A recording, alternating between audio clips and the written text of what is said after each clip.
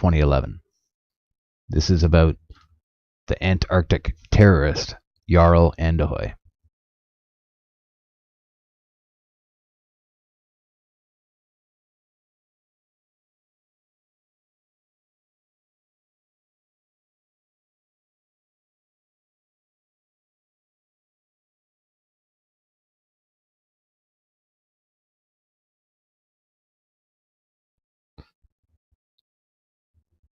Three crew members, Robert and 32, Tom 34, and Leonard 36, Antarctica on the Bezelschmitter and Horseshoe Bay, McMurdo Sound.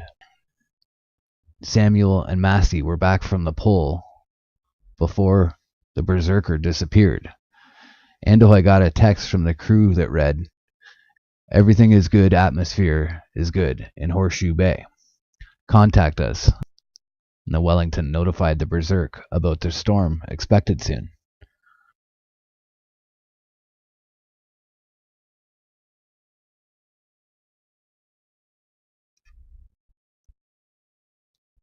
Tromsø, Oslo, Norway. The Dagbladet. Polar explorer and television celebrity Jarle Andhoy, 38, sits in the dock, the Nord-Troms district court, accused of having carried out his third voyage south of the 60th parallel in Antarctica without permission from the Norwegian authorities. He is also accused of having sailed without insurance, so the provisions of the Antarctic Treaty requires. The expedition took place a year ago, where, among others, comedian Anne-Kat Herland, 43, and rock guitarist Peter Barley, 50, was on the journey.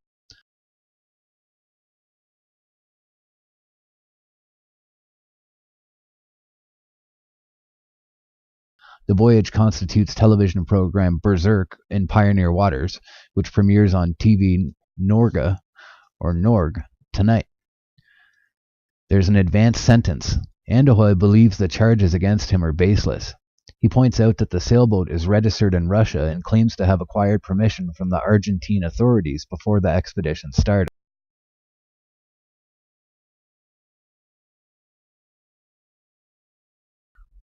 He never sought permission in Norway because he believes an application by him will never be merited by the Norwegian authorities. He felt prejudged by the Polar Institute of Foreign Affairs. Ever since 2011, I have been treated as terrorist in Antarctica by the Foreign Ministry and the Norwegian Polar Institute. They've stolen equipment, withheld information, and tried to stop my expeditions, says Andhoy. He believes everything started 5 years ago when he went on an expedition aboard Antarctic yacht Berserk with a crew of 4.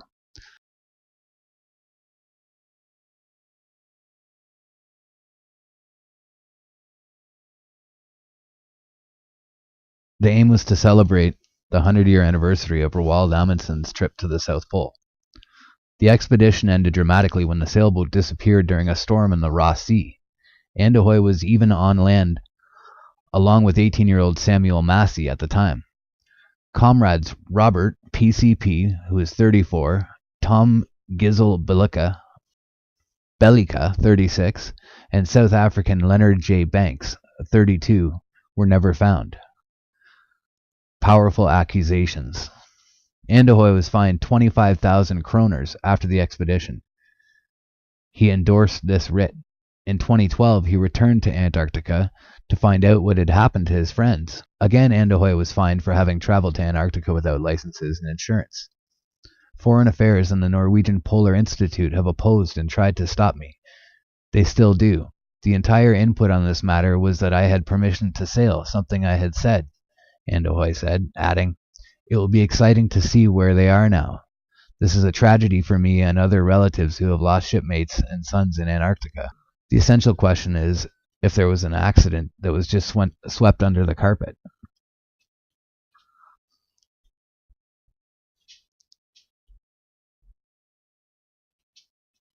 Unreasonable.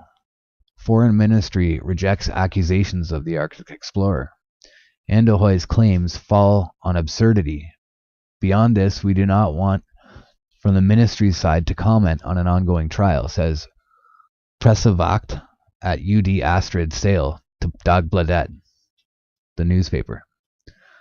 The head of section at the Norwegian Polar Institute Birgit Njastad, testified in the criminal case against Andhoy. She says she told Dagbladet that she did not want to comment beyond what was said in court. Written in Spanish. The documents showing Andhoy alleged authorization of Argentine authorities for permission to conduct the voyage was sent over to the prosecutor late Tuesday night. The papers were written in Spanish.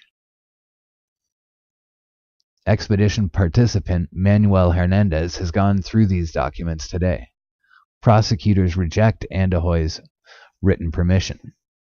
It is not issued by authorities who handle Antarctica regulations, say prosecutors Trude Kvanli in this procedure. Risking jail time. Anne Kat Hjerland was summoned as a witness in Nordstrom's district court Wednesday. I know that it was working to try to get a permit. I know that there was no Norwegian license, but I also know that Jarle would not have received any permit in Norway if he asked for it, says Hjerland. The prosecutor asked today about the 30-day suspended sentence and fined 45,000 kroners for Jarle Andhoy. I do not wonder if I will be convicted. I am going to appeal all the way. I do not give up, says Andhoy. The verdict will be pronounced in about a week. So they're calling him a terrorist for going to the Antarctic.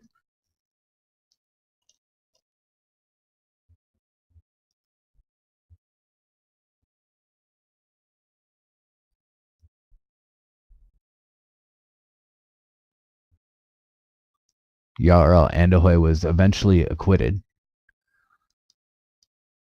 I think that this is only the correct one. I guess he's saying this is the only correct decision, or he agrees with the decision.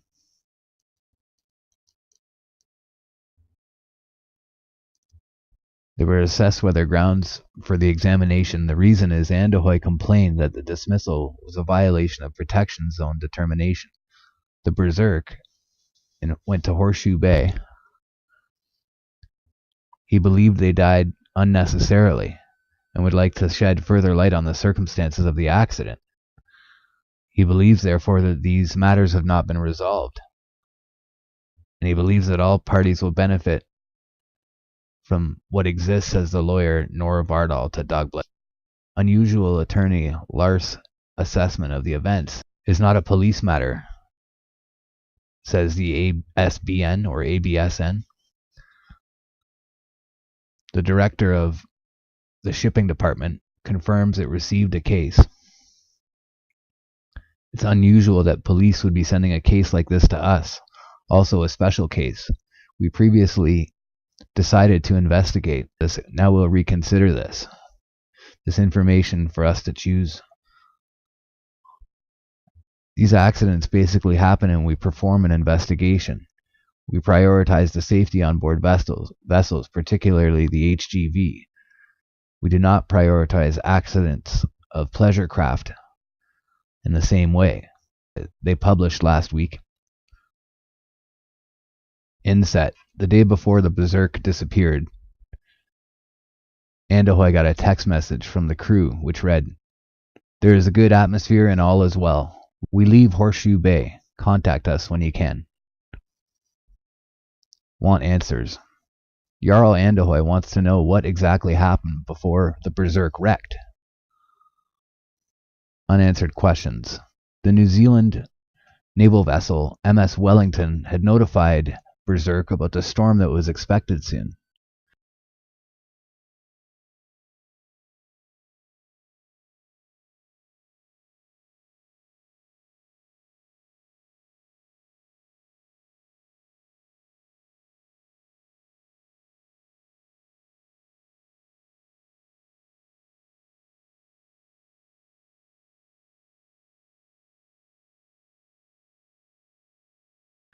To date, it has emerged as a mystery for Andhoy that boat chose to leave a safer anchorage point in the announced storm, and he wanted to know what happened prior to this.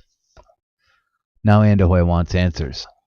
Troms and Finnmark, the public prosecutor, has forwarded the case to the Accident Investigation Board with instructions to assess whether there are grounds for further examinations. The reason that, as Andhoy complained that a dismissal of violation of protection zone determination occurred when the Berserk went to Horseshoe Bay. Andhoy believes action was solely due to necessity. Its purpose of the complaint was to shed light on the circumstances prior to the accident.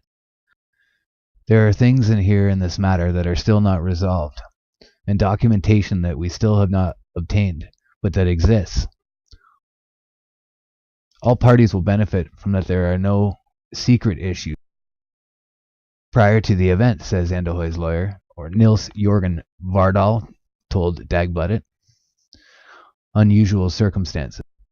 Attorney Lars Faust's assessment meant that further investigation of the events is not a police matter, and that the cause, therefore, was sent to AIDN. The attorneys are very pleased that the police have a complaint, says Vorval. Director Morten Kven in AIBN Shipping Department confirms that it has received the case. It is a bit unusual that the police have sending a case like this to us. It is also a special case. We have previously taken a decision not to investigate. We shall now consider this again, but there must be new information for us to choose to do it, says Kvime. Accidents of this type are basically not a priority of the Accident Investigation Board, the AIB. That we should prioritize the safety on board vessels, particularly HGV. We tend not to prioritize accidents with pleasure craft, says Kvime, which states that a full decision will be published in the next few weeks. To stop TV series. The same week, more precisely on January 19th, it is planned to have a premiere of TV Norg's Berserk series. It was today the press viewing where the media got to see episode 1, half the episode 8 and episode 9. The last episode is an epilogue, and more documentary than the rest of the series.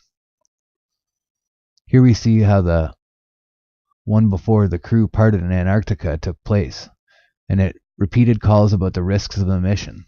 Several of the families wanted to stop the series. Today wrote VG that the mother of Tom Gizzle Bellica and parents of Charles Banks has chosen to summon TV Norge for the series. A temporary injunction was filed yesterday to stop the series, but hopefully their stance may be changed under certain conditions. There is the documentation for this. We believe, however, that we are on safe legal ground, says TV Norge boss Harold Strom Dagbladet. The documentation in question is a declaration from the dead that they may agree that it displays images from the expedition.